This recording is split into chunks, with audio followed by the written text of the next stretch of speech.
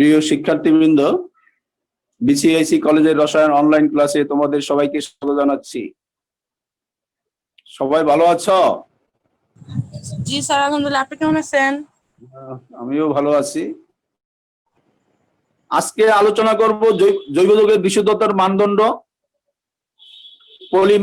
পলিমারের শ্রেণী বিভাগ, প্লাস্টিসিটির শ্রেণী বিভাগ, পলিমার, গ্লাস, টেম্পারেচার বা টিজি, বায়োপলিমার ইত্যাদি নিয়ে আলোচনা করা হবে। তো শুরুতে জৈব যৌগের বিশুদ্ধতার মানদণ্ড। জৈব যৌগের বিশুদ্ধতার মানদণ্ড দুটি, অর্থাৎ কঠিন জৈব যৌগের ক্ষেত্রে জৈব যৌগের বিশুদ্ধতার মানদণ্ড হচ্ছে স্থির গলনাঙ্ক, আর তরল জৈব যৌগের ক্ষেত্রে বিশুদ্ধতার মানদণ্ড হচ্ছে স্থির স্ফুটনাঙ্ক।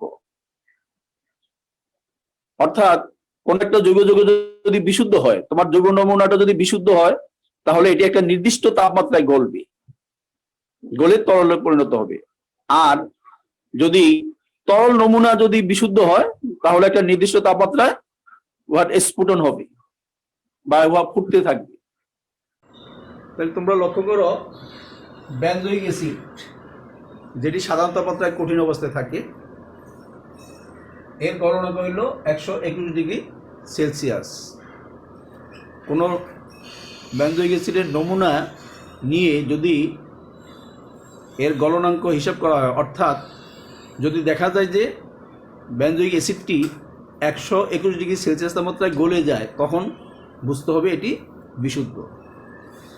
তবে মনে রাখবে, এক্ষেত্রে ±1 ডিগ্রি সেলসিয়াস পর্যন্ত পার্থক্য হতে পারে।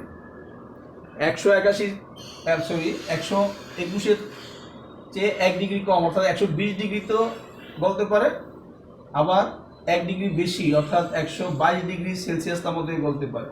কিন্তু যদি ব্যবধান 2 থেকে 3 ডিগ্রি সেলসিয়াসের বেশি হয়, তখন কিন্তু নমুনাটি অবিশুদ্ধ বলে ধরা হবে। তবে এই কঠিন নমুনাটি বিশুদ্ধ কিনা তার নিশ্চিত হওয়ার জন্য তোমার প্রদত্ত নমুনার সাথে পরীক্ষাগারে যেই নমুনা থাকে বিশুদ্ধ অবস্থায়, সেটির সাথে মিশ্রিত করে পুনরায় গলনাঙ্ক নির্ধারণ করা হয়। যদি মিশ্রণের গলনাঙ্ক এবং বিশুদ্ধ নমুনা, অর্থাৎ যেটি ল্যাবরেটরিতে সংরক্ষিত থাকে, তার গলনাঙ্ক সমান হয়ে যায়, তখন বুঝতে হবে তোমার নমুনাটি বিশুদ্ধ। আবার তরল জৈব যৌগের ক্ষেত্রে, যেমন আমি একটা উদাহরণ দেই, মিথানলের স্ফুটনাঙ্ক হচ্ছে 65.5 ডিগ্রি সেলসিয়াস। অর্থাৎ 65.5 ডিগ্রি সেলসিয়াস তাপমাত্রা যদি তোমার নমুনা মিথানল নিয়ে যদি স্ফুটনাঙ্ক নির্ণয় করো, এবং সেই নমুনা যদি বরাবর এই তাপমাত্রায়, এক্ষেত্রে ±1 ডিগ্রি সেলসিয়াস ভেরি করতে পারে, তাপমাত্রা যদি স্ফুটন হয়, তাহলে আমরা নমুনা তরলটিকে বিশুদ্ধ মনে করব। তবে যদি 2 থেকে 3 ডিগ্রি সেলসিয়াসের ব্যবধানে যদি স্ফুটন হয়, তখন সেটি অবিশুদ্ধ হিসেবে ধরা হবে।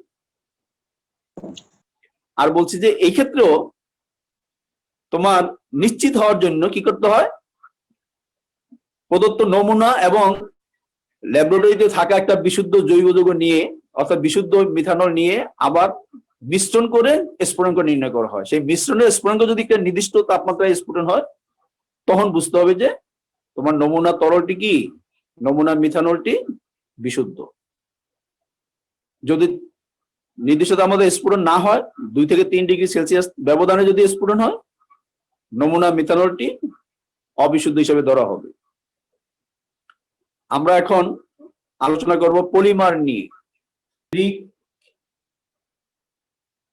শব্দ পলি এবং মেরোস, এই দুইটা শব্দ থেকে পলিমার শব্দ। এই গ্রিক শব্দ পলি, এর ইংরেজি হচ্ছে মেনি, আর মেরোস মানে হচ্ছে পার্টস, মেনি পার্টস, অর্থাৎ পলিমারের অণুর ভিতরে বহু অংশ থাকবে, বহু খণ্ড থাকবে। তাহলে সংজ্ঞাটা কি পলিমারের? যখন কোন ক্ষুদ্র জৈব যৌগের অসংখ্য অণু পরস্পরের সাথে শিকল আকারে যুক্ত হয়ে বৃহদাকার বা কোন ম্যাক্রো অণু তৈরি করে, তখন সেই বৃহদাকার বা ম্যাক্রো অণুটিকে বলা হয় পলিমার। আর যে ক্ষুদ্র অণুগুলো একত্রিত হয়ে পলিমার সৃষ্টি করে, সেই ক্ষুদ্র অণুটাকে বলা হয় মনোমার। আর পলিমার তৈরি করার প্রক্রিয়াকে বলা হয় পলিমারকরণ। আমরা যদি একটা উদাহরণ দিই, দেখো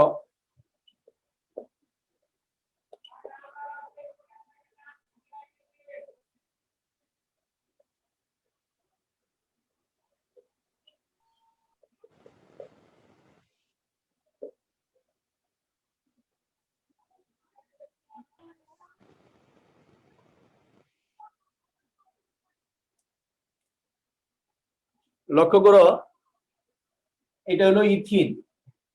এই ইথিনকে যদি উচ্চ তাপ এবং অক্সিজেন প্রভাবকের উপস্থিতিতে যদি বিক্রিয়া করা হয়, তখন এই ইথিনের অসংখ্য অণু, আমি এখানে অসংখ্য বলতে এন সংখ্যক অণু বিবেচনা করলাম, এই অসংখ্য অণু পরস্পর সাথে যুক্ত হয়ে দীর্ঘ কার্বন শিকল যুক্ত বৃহদাকার একটা অণু তৈরি করবে।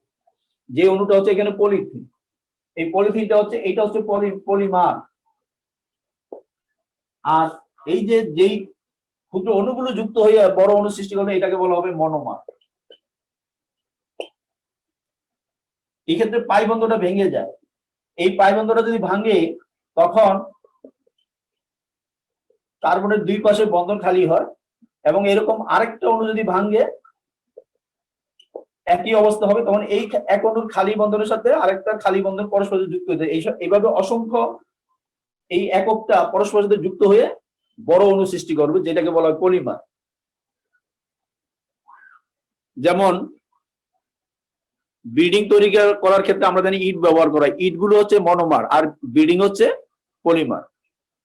মনোমারের অণুগুলোকে একটা একটা করে বিচ্ছিন্নভাবে গণনা করা যায়। যেমন বিল্ডিং এর ইটগুলোকে, বিল্ডিং তৈরি করার আগে ইটগুলোকে একটা একটা করে গণনা করা যায়, কিন্তু যখন বিল্ডিং তৈরি করা হয় তখন সবগুলো ইট যুক্ত হয়ে একটা মাত্র বিল্ডিং হয়।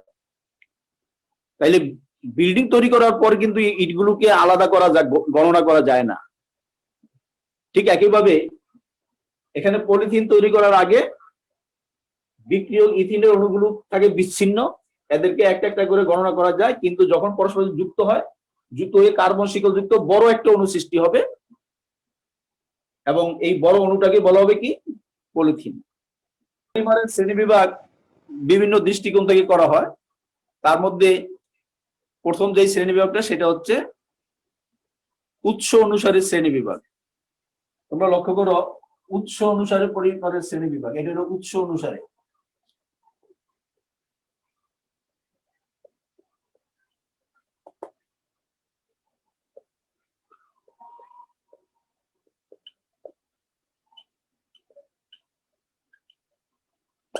উৎস অনুসারে যেটা, সেটা হলো প্রথমটা হচ্ছে প্রাকৃতিক পলিমার।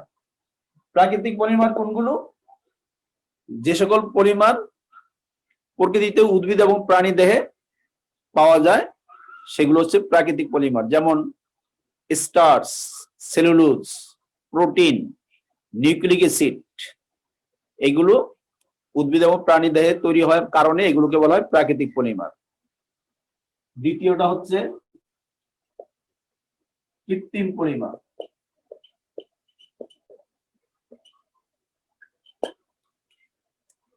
যে সকল পলিমার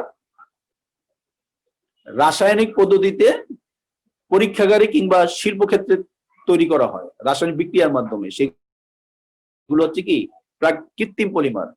যেমন polythene, polystyrene, polyvinyl chloride, PVC, bakelite, melamine ইত্যাদি। তৃতীয়টা হচ্ছে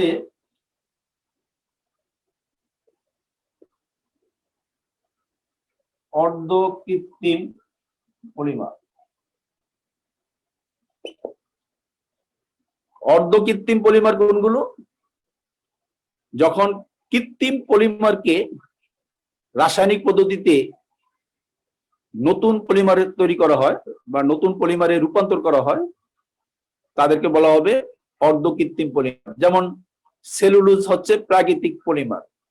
এটাকে যদি রাসায়নিক বিক্রিয়ার মাধ্যমে সেলুলোজ নাইট্রেট কিংবা সেলুলোজ এসিটেটে পরিণত করা যায়, তখন এই সেলুলোজ এসিটেট, সেলুলোজ নাইট্রেট হচ্ছে কি? অর্ধকৃত্রিম পলিমার। একইভাবে প্রাকৃতিক রাবার, আমরা যেটা জানি যে রাবার গাছের কষ থেকে রাবার তৈরি হয়, এই এই প্রাকৃতিক রাবারের সাথে যদি হ্যালোজেন বিক্রিয়া করে তখন হ্যালোজেনেটেড রাবার তৈরি হয়। এই হ্যালোজেনেটেড রাবার হচ্ছে অর্ধকৃত্রিম পলিমার।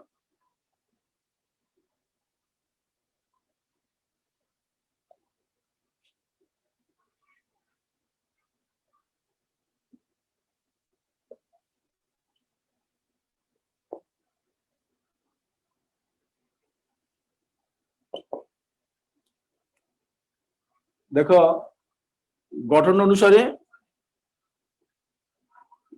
অনুসারে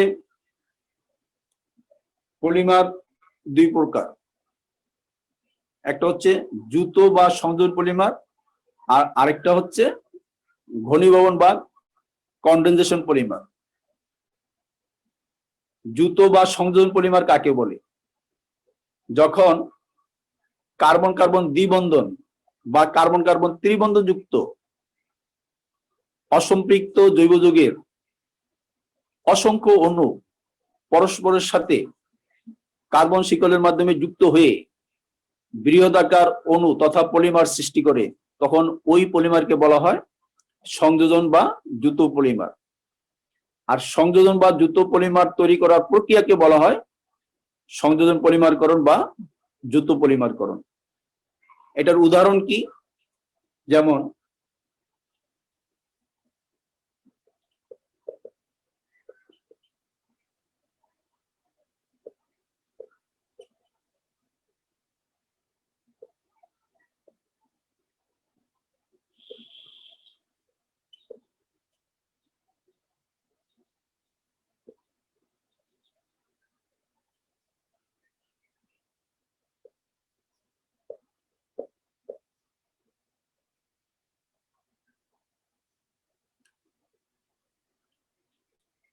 যেমন ইথিনকে যদি উচ্চ চাপ, তাপ এবং অক্সিজেন প্রবাহের উপস্থিতিতে যদি বিক্রিয়া করা হয়, তখন ইথিনের অণুর মধ্যে যে এই যে কার্বন কার্বন পাই বন্ধন থাকে, এই পাই বন্ধনটা ভেঙে একটা অণু আরেকটা অণুর সাথে যুক্ত হয়ে বৃহদাকার শিকলযুক্ত যৌগ গঠন করার মাধ্যমে পলিথিন তৈরি করে। অর্থাৎ এই পলিথিন তৈরি করার ক্ষেত্রে আমরা বলতে পারি দ্রুত পলিমারকরণ ঘটে বা সংযোজন পলিমারকরণ ঘটে। ঘনীভবন পলিমারকরণটা কি? যখন দুটি ভিন্ন কার্যকরীমূলক যুক্ত জৈব অণুর একই অথবা ভিন্ন মনোমার এর অসংখ্য অণু পরস্পর সাথে যুক্ত হওয়ার সময় একটি ক্ষুদ্র অণু, যেমন H2O, HCl, অ্যালকোহল ইত্যাদি অণু অপসারিত হওয়ার মাধ্যমে পরস্পরের সাথে শিকল আকারে যুক্ত হয়ে বৃহদাকার অণু বা ম্যাক্রো অণু তৈরি করে, তখন এই বৃহদাকার অণুটিকে বলা হয় কনডেনসেশন পলিমার বা ঘনীভবন পলিমার। আর এই প্রক্রিয়াকে বলা হয় ঘনীভবন পলিমারকরণ বা কনডেনসেশন পলিমারকরণ। তোমরা উদাহরণটা লক্ষ্য করো, টেরিথেলিক অ্যাসিড এবং ইথিলিন গ্লাইকলকে যদি 200 ডিগ্রি সেলসিয়াস তাপমাত্রায় অ্যাসিড প্রবাহকের উপস্থিতিতে বিক্রিয়া করা হয়, তখন ঘনীভবন প্রক্রিয়ায় ডেক্টন নামক পলিমার তৈরি হয়। এই যে ডেক্টন, এটি যুক্তরাষ্ট্রের ডেক্টন হিসেবে পরিচিত। এটি একটি ঘনীভবন পলিমার বা কনডেনসেশন পলিমার। এক্ষেত্রে কিভাবে হয়? এই কার্বক্সি মূলকের H আর ইথিলিন গ্লাইকলে এই যে হাইড্রোক্সি মূলকের যেটা OH, এই OH আর H মিলে পানির অণু অপসারিত হয়। এইভাবে এখান থেকে অপসারিত হবে, আবার এখান থেকে অপসারিত হবে। অর্থাৎ এইভাবে চলমান থাকবে। এই বন্ধনের সাথে আবার এরকম একটা একক থাকবে, এই বন্ধনের সাথে আবার এরকম আরেকটা একক থাকবে, এইভাবে চলমান থাকবে, ফলে ডেকটন পাওয়া যাবে। এখন দ্রুত পলিমারকরণ বা সংযোজন পলিমারকরণ এবং কন্ডেনসেশন পলিমারকরণ বা ঘনীভবন পলিমারকরণের পার্থক্য কি? 1 নম্বর পার্থক্য হচ্ছে সংজ্ঞাগত পার্থক্য, সংজ্ঞাটা তোমরা নিজেরা লিখবে, যেটা আমি ইতিমধ্যে বলেছি। 2 নম্বর পার্থক্য হচ্ছে দ্রুত পলিমারকরণে পলিমারের আণবিক ভর মনোমারের আণবিক ভরের সরল গুণিতকের সমান হয়। 3 নম্বর পার্থক্য, দ্রুত পলিমারকরণে মনোমার হচ্ছে একটি পাই বন্ধনযুক্ত অণু, অপরদিকে ঘনীভবন পলিমারকরণে মনোমারের 2টি কার্যকরী মূলক থাকতে হবে। এই হচ্ছে দ্রুত পলিমারকরণ এবং ঘনীভবন পলিমারকরণের পার্থক্য। এরপরে আমরা আলোচনা করব প্লাস্টিসিটি। প্লাস্টিসিটি কি? কোন পলিমারকে উচ্চ তাপমাত্রায়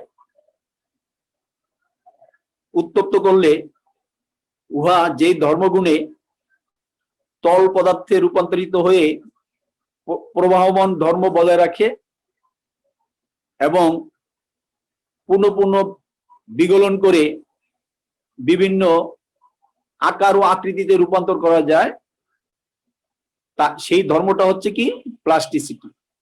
সব পলিমারের কিন্তু প্লাস্টিসিটি ধর্ম থাকবে না। এবার এই যে প্লাস্টিসিটি বলছি, এই প্লাস্টিসিটি ধর্মের উপরে ভিত্তি করে আবার পলিমারকে 2 ভাগে ভাগ করা যায়। একটা হচ্ছে থার্মোপ্লাস্টিক আর একটা হচ্ছে থার্মোসেটিং প্লাস্টিক। থার্মোপ্লাস্টিক কাকে বলে? যে সকল কঠিন পলিমারকে উচ্চ তাপমাত্রায় উত্তপ্ত করলে উহা তরলে পরিণত হওয়ার সময় প্রবাহমান ধর্ম বজায় রাখার কারণে উহা নমনীয় হয় এবং উহাকে বিভিন্ন আকার ও আকৃতিতে রূপান্তর করা যায়। তখন সেই ধরনের প্লাস্টিককে বলা হবে কি? Thermoplastic.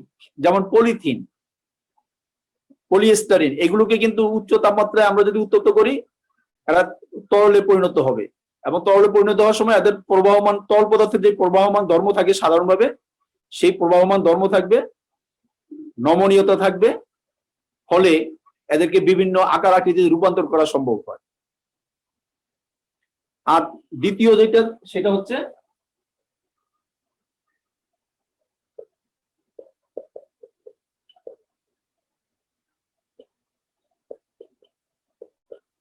Thermoset plastic. Thermoset plastic কি? যে সকল কঠিন পলিমার গলনাঙ্ক তাপমাত্রার অনেক উচ্চ তাপমাত্রায় উত্তপ্ত করলে উহারা তরল পদার্থে রূপান্তরিত হওয়ার সময় তরলের প্রবাহমান ধর্ম থাকে না এবং এদেরকে প্রস্তুত করার সময় প্রথমবারের মতো তরল থেকে কঠিন পদার্থে রূপান্তর করা সম্ভব হলেও পরবর্তীতে কঠিন পদার্থকে পুনরায় গলানো সম্ভব হয় না। সে সকল পলিমারকে বলা হয় থার্মোসেট প্লাস্টিক। যেমন কোনগুলো? যেমন মেলামাইন, তোমরা মেলামাইনের নাম জানো, মেলামাইন প্লাস্টিক, ব্যাকেলাইট প্লাস্টিক, এগুলো হচ্ছে থার্মোসেট প্লাস্টিক। এইগুলো বিশেষ করে বৈদ্যুতিক যন্ত্রপাতির ফিটিংস তৈরি করার জন্য ব্যবহার করা হয়, কারণ এদের তাপ ও বিদ্যুৎ অপরিবাহী ক্ষমতা থাকে। আর এছাড়াও যেমন খাবার পানির গ্লাস, কাপ ইত্যাদি তৈরি করার জন্য কিন্তু এই থার্মোসেট প্লাস্টিকের ব্যবহার আছে। এরপরে আমরা আলোচনা করব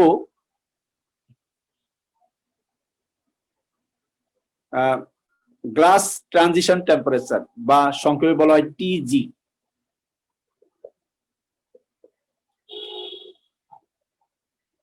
গ্লাস ট্রানজিশন টেম্পারেচার বা সংক্ষেপে টিজি বলতে কি বুঝো? আমি একটা উদাহরণ দিই। -70°C তাপমাত্রায় যে আমরা জানি যে রাবারের বল আছে, তোমরা জানো এই রাবারের বলগুলো হলো প্রাকৃতিক রাবারের তৈরি। এই প্রাকৃতিক রাবারের বলগুলোকে অনেক নিম্ন তাপমাত্রায় -70°C তাপমাত্রা যদি আমরা শীতল করি এবং -70°C তাপমাত্রা শীতল করার পরে যদি ওই রাবারের বলটাকে মেঝেতে ফেলে দেওয়া যায়, তখন কাচের টুকরার মতো এরা টুকরো টুকরো হয়ে যাবে, কাচের মতো অবস্থা ধারণ করবে। অর্থাৎ এটাকে বলা হয় গ্লাসি কাঠামো লাভ করা বা ভঙ্গুরতা লাভ করা। গ্লাস ট্রানজিশন টেম্পারেচার বা টিজি বলতে কি বোঝায়? যখন কোনো কঠিন পলিমারকে শীতল করে নিম্ন তাপমাত্রায় আনলে ওই তাপমাত্রায় পলিমারটি কাচের মতো ভঙ্গুরতা লাভ করে, অর্থাৎ গ্লাসি কাঠামো ধারণ করে এবং ওই তাপমাত্রার উপরে নমনীয় ধর্ম তথা প্লাস্টিসিটি ধর্ম লাভ করে। ওই তাপমাত্রাকে বলা হয় গ্লাস ট্রানজিশন তাপমাত্রা বা গ্লাস ট্রানজিশন টেম্পারেচার, সংক্ষেপে বলে টিজি। এরপরে প্লাস্টিসাইজার। প্লাস্টিসাইজার কাকে বলে? যেসব ক্ষুদ্র তরল অণু বা যেসব ছোট্ট আণবিক ভরের তরল পদার্থ পলিমারকরণের সময় যুক্ত করলে পলিমার অণুর যেখানে পুনরাবৃত্তি হয়, ওই পুনরাবৃত্তি এককের সংযোগস্থলে এরা বসে পলিমারের অণুর ভিতরে আকর্ষণ বলটা হ্রাস করে, ফলে দৃঢ়তা হ্রাস পায় কিন্তু প্লাস্টিসিটি ধর্ম বৃদ্ধি পায়। এই ধরনের পদার্থকে বলা হয় কি? প্লাস্টিসাইজার। যেমন তোমরা জানো পিভিসি পানির পাইপের নাম তোমরা অনেক শুনেছো, এটা আমাদের অতি পরিচিত। এই পিভিসি পানির পাইপ তৈরি করার সময় ডাইবিউটাইল থ্যালেট আবার ডাইঅক্টাইল সেবাসেট এই ধরনের প্লাস্টিসাইজার যোগ করার কারণে এই পিভিসি এর দৃঢ়তা হ্রাস পায় এবং প্লাস্টিসিটি ধর্ম বৃদ্ধি পায়। আর সর্বশেষ যেটা, সেটা হচ্ছে বায়োপলিমার। বায়োপলিমার কি? দেখো,